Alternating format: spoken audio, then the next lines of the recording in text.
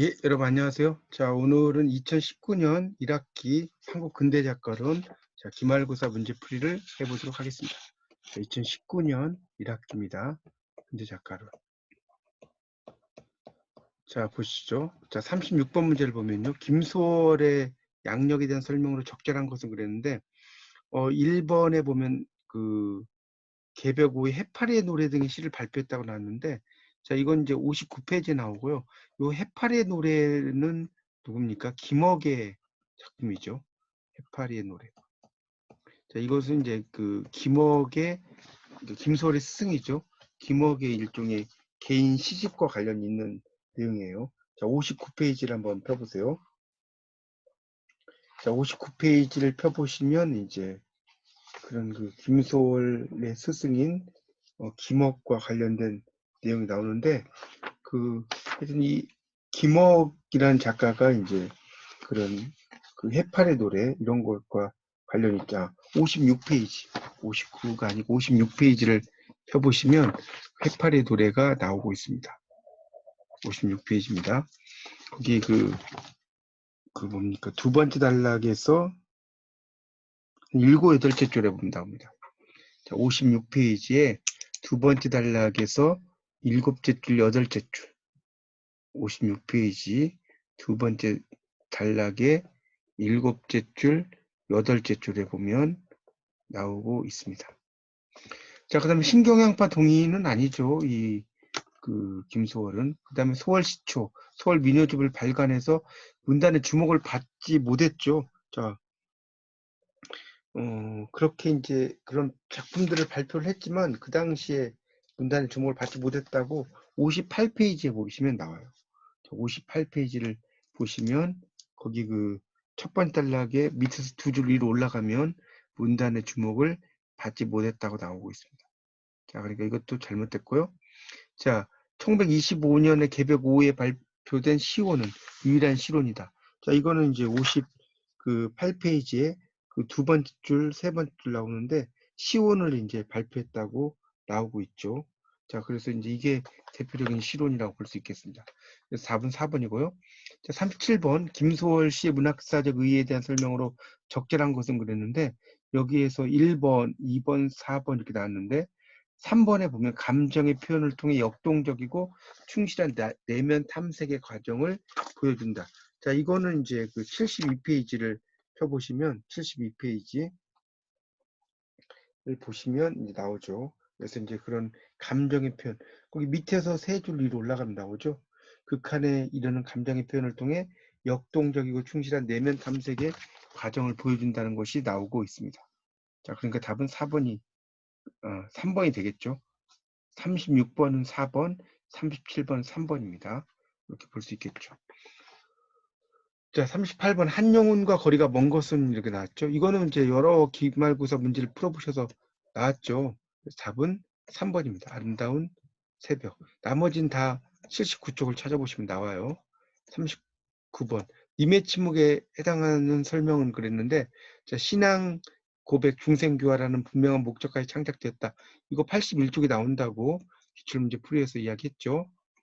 자, 40번 정종의 시세계를 설명한 내용으로 적절한 것은 당연히 2번이죠. 카톨릭 신자로서 종교시. 자, 99페이지에 나온다고 그랬죠. 중기시의 특징이 바로 종교시입니다. 자, 41번 정종의 작품 활동에 대한 설명으로 적절하지 않은 것은 그랬는데 1번, 3번, 4번은 다 맞는데 2번에 그 문장제 동시작품을 발표해서 등단했다가 아니죠. 이거는 이제 100페이지에 나오는데 이 문장을 통해서 이제 청록파 시인들을 발굴한 그 시인이죠. 자, 42번 정종의 시 가운데 작품 발표 시기가 다른 하나는 그랬는데 여기에서는 그 뭡니까? 그 3번의 유리창이 답이죠. 자, 유리창은 103페이지를 보시면 나와 있고요. 이 유리창은 정종의 초기 시에 들어가요. 그리고 뒤에 나오는 그 1번, 2번, 4번 이런 것들은 다 장수산, 옥류동, 백록담이죠. 후기시와 관련이 있는 겁니다. 후기시. 후기시는 일종의 자연을 나타내는 산수시라고 볼 수가 있습니다. 자, 43번 백석 씨의 문학사적 의의는 당연히 4번이죠. 자신의 생에 대한 성찰 시의 새로운 유형을 제시했다. 이거는 이제 138페이지에 나와 있어요. 그 역설적 일본의 언어법 이런 건 한용운의 그 특징이라고 볼 수가 있겠습니다. 자, 44번 문제를 보면 백석시 중 자성시에 분류에 해당되는 것은 그랬죠. 이것은 이제 129페이지에 나오지만 그 남신의주, 유동북, 박시봉방이라고 그랬죠. 나머지는 이제 그 고향을 노래한 작품 여운왕골족 고향 1, 3번은 고향이고요. 4번은 이제 그 좀 소외된 계층을 이야기하는 그런 거라고 그 말씀을 드렸습니다. 45번 문제를 보시면 윤동주의 시 중 자기 충족적 예언이 들어간 것은 당연히 3번의 십자가죠. 십자가입니다. 이것은 153페이지를 펴보시면요. 153페이지에 이제 십자가가 나오고요. 그 십자가에 대한 설명이 자기 충족적 예언이라고 나오죠. 45번 일본 유학 시절 이거 몇 번 나왔었죠? 쉽게 쓰여진 시 158쪽이 있다고 그랬고요. 46번이죠 이게. 47번 문제를 보면 윤동주의 시의 문학사적 의의에 대한 설명으로 적절한 것은 4번입니다. 진지한 윤리적 자세를 기반으로 근대시의 시상적 영역을 심화시켰다. 이것은 161쪽을 펴보세요. 교재 161쪽을 펴보시면 이제 첫째 줄, 둘째 줄, 셋째 줄에 보면 쭉 나와 있습니다. 48번 문제 시인불학에 대한 설명으로 적절한 것은 당연히 3번이죠. 시인불학은 생명파와 관련이 있다고 여러 번 말씀드렸죠. 그래서 169쪽을 다시 보세요. 49번 신라초 연장 작업 불교에서 공부한 은유법을 실험했다. 이것도 여러 번 나왔죠. 자, 이것은 동천 2번. 자, 1172쪽에 있다고 했고요. 자, 50번. 김수영은 예술에 영향을 미치는 창작 환경과 정치적 제도에 문제를 두고 누구보다 적극적으로 논쟁하면서 삶과 문학이 하나로 이어지는 문학적 실천의 전범을 보여줬다. 그가 발표한 시론 중 특히 시어 침을 뱉어라. 이거 여러 번 나왔죠. 이것도. 자, 이 50번 문제는 1번이고요. 194쪽에 나옵니다. 51번. 김수영의 시어 사용에 대한 적절한 설명은 3번입니다. 서적어와 시사어, 비속어를 이제 집어넣었다고 그랬죠. 자, 201에서 202쪽을 보시면 나오는데, 자, 이건 페이지를 한번 펴보세요.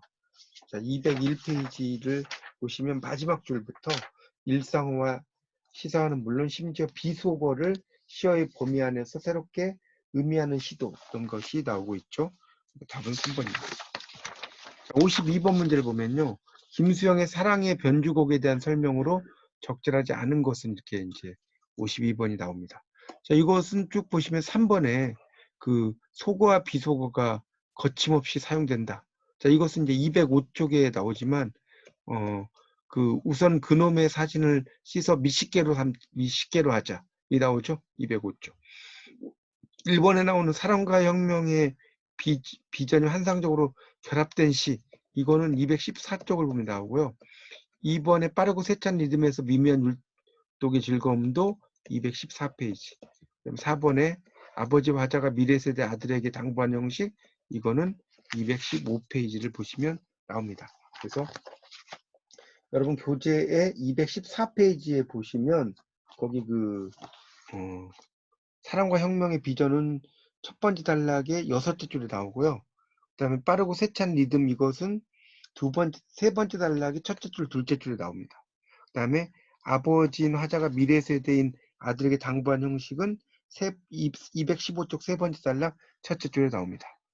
자, 53번 문제를 보시면 친일 소설을 창작하지 않은 작가는 당연히 강경이죠. 강경입니다. 강경에는 일종의 프로문학의 작가라고 볼 수가 있어요. 324쪽을 보시면 324쪽에 강경에 대한 설명이 나와 있어요. 이 강경의 작가는 그런 그 프로문학, 거기 그 세 번째 단락 첫째 줄, 둘째 줄에 나오죠. 강경에는 박하성과 더불어 당대의 프로문학의 진영의 수준이 있는 여성 작가다. 그런 말 나오고 있습니다. 자, 54번 문제를 보시면 54번입니다. 자, 월북구 북에서 활발한 창작, 이거 여러 번 나왔죠? 이기영과 박태원이라고 그랬고요. 자, 그 다음에 그래서 이게 55번 문제죠. 55번 문제. 아니, 54번 문제. 55번 문제입니다. 55번 문제가 이기영 박태원이고 54번에 디아스포라라고 나왔죠. 이 디아스포라라는 것은 이산을 가리켜요. 이산. 흩어지는 거죠. 이산이라는 게 이렇게 쓰죠. 이걸 디아스포라라고 하니까 당연히 강경애와 손창섭이죠. 왜 강경애 손창섭이냐면 3번이 답이고요. 강경애는 간도에서 활동을 했죠. 손창섭은 일본에서 이제 주로 많이 다녔죠. 자, 그래서 답은 그렇게 되어 있고요. 자, 56번 문제를 보겠습니다. 자, 56번은 손창섭에 대한 설명은 당연히 2번에 전후의 혼란을 신체장애 혹은 질병을 통해 형성화했다. 378페이지에 그런 이야기들이 나오고 있어요. 자, 여러분 교재 378쪽을 보시면 그런 손창섭의 작품의 특징이 그런 뭐랄까 신체 장애 이런 것들 나오죠. 손창섭에 대해서 이제 두 번째 단락에서 한 10줄 정도 쭉 내려가면 세 번째 단락이네요. 첫째 줄에 그런 문학적 상징 장치 하나로 신체 장애를 들 수 있다 이런 말 나오죠. 세 번째 단락의 첫째 줄을 보시면 그런 문학적 상징 장치 하나로 소설 인물들의 신체 장애를 꼽을 수 있다 이런 말이 나오고 있습니다. 자, 그래서 답은 2번이고요. 이기영에 대한 설명은 답번에 카프의 대표 문인이다. 이렇게 나왔죠. 카프의 대표 문인. 이제 352쪽을 보시면 나와요. 해방 후 프로문학 재건에 활발히 참여했다. 이렇게 보고요. 라번에 보면 근대 최고의 농민소설 작가 이거는 359쪽에 나오죠. 그래서 352쪽을 한번 펴보세요. 352쪽을 보시면 이제 그런 카프의 대표문인 마지막 단락의 첫째 줄 나오죠. 사회적 약자에 대한 그의 관심과 애정은 카프 가이프 의 프로문학 운동에 뛰어들었다. 이런 말 나오고 있습니다. 자, 채만식에 대한 설명은 당연히 가번과 바번이죠. 가바. 자, 가를 보면 이제 뭡니까? 여러 편 희곡과 대하소설. 이거 여러 번 나왔죠? 278쪽을 보시고요. 그다음 바번에 보면 판소리 사설 소설 서술 양식을 소설에 접목시킨 거 294쪽을 잘 보세요. 자, 59번 마에 해당하는 거. 마는 지금 간도죠. 이게 이제 바로 작가가 뭡니까? 강경애잖아요. 강경애를 대표한 작품 뭡니까? 소금이죠. 네, 1번이죠. 2번에 있는 서화는 이기영의 작품이에요. 이거는 357쪽을 보시고요. 3번에 나온 천변풍경은 박태원의 작품이에요. 자, 이것은 312페이지를 보시고요. 그 다음에 두만강은 이기영의 작품이죠. 364쪽을 보세요. 자, 60번 문제를 보시면 60번 다음과 같은 모더니즘 소설가라고 그랬죠. 모더니즘 이론의 중심은 언어의 기능과 미학성에 대한 과학적이고 기술적인 탐구에 있다. 이거는 305페이지를 펴보세요. 305페이지를 펴보시면 박태원과 관련된 이야기가 나옵니다. 305페이지에 네 번째 줄 끝에 보세요. 네 번째 줄 끝에 모더니즘 이론의 중심이 언어의 기능과 미학성의 과학적이고 기술적 탐구에 있다. 이런 말 쭉 나오고요. 자, 그런 것을 이야기하는 작가가 바로 박태원이죠. 1번입니다. 자, 61번 염상섭의 문학세계를 설명하는 13말의 하나로 3.1운동 후에 사회주의 운동에 참여하지 않으면서 그들에게 호의를 지니고 있는 물질적인 도움을 주기도 하는 지식인 계층 일부가 가졌던 사상, 그런 사람. 이것도 나왔었죠? 자, 당연히 답은 1번에 나오는 심퍼사이저입니다. 심퍼사이저. 자, 258페이지를 펴보시면 나올 거예요. 자, 61번은 1번이고요. 62번은 이광세 작품이 아닌 건 당연히 4번이죠. 자, 인간 문제는 당연히 누구 작품입니까? 이거는 강경의 작품이라고 했죠. 강경의 작품이고 337쪽을 보세요. 나오고요. 자, 63번에 보면 강경의 작품에서 중시해야 할 문제적인 부분을 볼 수 없는 건 당연히 3번이죠. 월북을 한 작가가 아니죠. 자, 64번 효풍에 대한 설명으로 맞는 것은 당연히 4번이죠. 거기 1947년 8월 2에 급증원 얼북 현상을 반영한 염상섭의 소설. 자, 267쪽을 보시면 267쪽에 효풍과 관련된 게 나오죠. 그래서 이거는 두 번째 단락 셋째 줄과 넷째 줄을 보시면 나옵니다. 자, 그렇게 이제 볼 수가 있겠죠. 이기영이 월북하였다 이게 아니죠. 이건 염상섭의 작품이고요. 그다음에 대지주의 몰락 과정 이것도 염상섭의 작품이죠. 염상섭의 이제 작품인데 이건 호풍하고는 관련이 없죠. 일종의 그 3대라든가 이런 작품이고, 이강수가 불교적 색채를 쓴 소설, 이런 거는 이제 단종예사라든가 이순신 이런 작품이 된다고 볼 수가 있겠죠. 3번은 단종예사나 이순신이고요. 답은 4번입니다. 자, 65번 문제를 보면요. 박태원의 문학에 대해서 설명으로 거리가 먼 것은 그랬는데, 자, 구인회, 이거 맞죠? 박태원은 구인회라고 여러 번 이야기 드렸으니까 보시고요. 2번. 자, 미두장을 배경으로 한 건 채만식이죠. 채만식. 289쪽에 나온다고 그랬고요.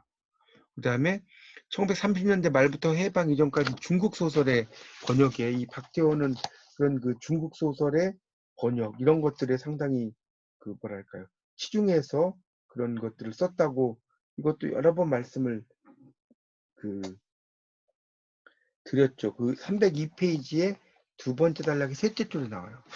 302페이지에 두 번째 단락의 셋째 줄을 보시면 그런 중국 소설 번역 이런 게 나오고 있습니다. 그 다음에 해방 후 조선문학가 동맹에 가담하고 월북했다. 이것도 박태원이죠. 302페이지 마지막 단락을 보시면 나와 있어요. 자, 그래서 4번 2번이고요. 자, 윤직원 집안에 일어난 하루 동안의 일상사를 중심으로 구성한 가족사 소설 66번입니다. 당연히 이건 뭐겠습니까? 4번의 태평천하죠. 태평천하. 자, 이건 채만식의 대표적인 작품이죠. 284페이지를 펴보세요. 자, 284페이지에 그 세 번째 단락이 나오죠. 자기 풍자의 한계를 넘어서 사회 부정적 대상을 향해 풍자의 공격성을 아낌없이 발휘한 경우가 태평천하다. 이 소설은 일제와 천석지기 대지주인 윤직원이라는 인물을 풍자의 대상으로 삼아서 친일 지주계급의 삶을 비판적으로 해부한 풍자 소설의 백미라고 나오고 있습니다. 자, 67번에 보면 봉염 어머니 나오죠. 그러면 이거 볼 것도 없죠. 소금이죠. 자, 333페이지를 보세요. 자, 68번을 보면 도쿄 유학생 이인화의 내면 고백, 이것도 볼 것도 없죠. 만세전이죠. 만세전. 자, 이거는 261쪽에 나옵니다. 독립만세 이전이라고 그랬고요. 69번 작가의 호화 이름이 잘못된 거. 춘원, 이강수, 구보, 박태원, 민촌, 이기영 다 되죠. 횡보는 그 염상섭의 호고요. 그 다음에 그 채만식은 백능이죠. 백능 채만식입니다. 자, 그러니까 답은 4번이고요. 자, 마지막 70번은요. 독립투사 아들 도연이 과중한 부채의식에 의해 일제에 저항하는 해프닝을 그린 손창섭의 소설은 낙서족이라고, 이것도 여러 번 나왔죠. 낙서족. 그래서 이것은 388페이지를 보시면 나옵니다. 자, 여러분 다시 한번 잘 정리하셔서요. 제가 이제 2017년, 2018년, 2019년 이렇게 3개년의 그 한국 근대 작가론의 기출문제를 풀이를 해드렸으니까요. 다시 한번 잘 여러분이 그 공부해 보시고 다시 그 출력을 하셔서 꼭 풀어보시기 바랍니다. 이상 마치겠습니다. 감사합니다.